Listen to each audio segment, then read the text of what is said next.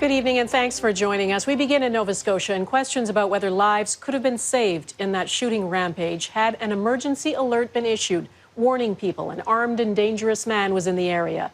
The RCMP now say they believe 22 people were killed, plus the gunman, leaving the possibility open there could be even more victims found. Among those being mourned are healthcare workers, a teacher, an RCMP officer, a 17-year-old, all of them victims of the worst mass killing in Canadian history. The RCMP didn't hold a briefing today. They did issue a release. It says the first call came in at 10:30 on Saturday night, a firearms complaint in the town of Portapique. On Twitter, the RCMP advised the public to stay inside and lock their doors. When police arrived, the gunman was gone and there were casualties inside and outside the home. The gunman kept roaming through the night, but an emergency alert was never issued. Nova Scotia's Premier, Stephen McNeil, says the Emergency Management Office was ready to issue one, but did not get a request from the RCMP. Our EMO center was activated, has been activated. We brought in staff that had come in, those that especially deal with the alert system. And we need to be the lead agency. In this case, the RCMP has to ask for that alert to go out. But we had staff on hand in the morning to be able to do that, but it was not requested. The RCMP say the gunman was wearing an authentic police uniform and driving what they call a very real look-alike RCMP vehicle. They say he did not have a criminal record. RCMP say 13 and a half hours passed from when the first call came in to when the gunman was shot by police and later died at a service station in Enfield. The RCMP aren't speculating on his motives, and we have been asked why we've shown his picture and used his name. Well, we're being careful to limit how often we do that, but we're not going to withhold any information because he is responsible for multiple murders.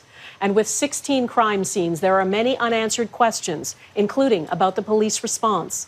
Ross Lord has covered this story since it broke and begins our coverage tonight.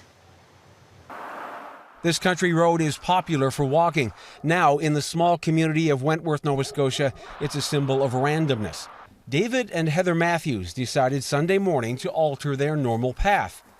I come out of the driveway and I said, no, I'm not walking down the road. And I don't know why. That decision might have saved their lives.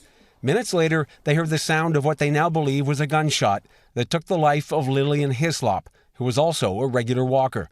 Lillian was a gentle person, sweet lady, very community spirited. She walked almost every day. Heather Matthews feels if RCMP had initiated a widespread warning instead of using primarily Twitter, the outcome could have been different.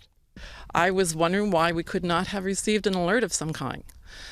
We get COVID-19 alerts, we get Amber alerts, some kind of an alert to warn us that there was someone loose, and that perhaps if that occurred on our devices, televisions, radios, telephones, perhaps Lillian would still be living. Along with hard questions, there are endless acts of tribute to the gunman's unsuspecting victims. It's absolutely devastating.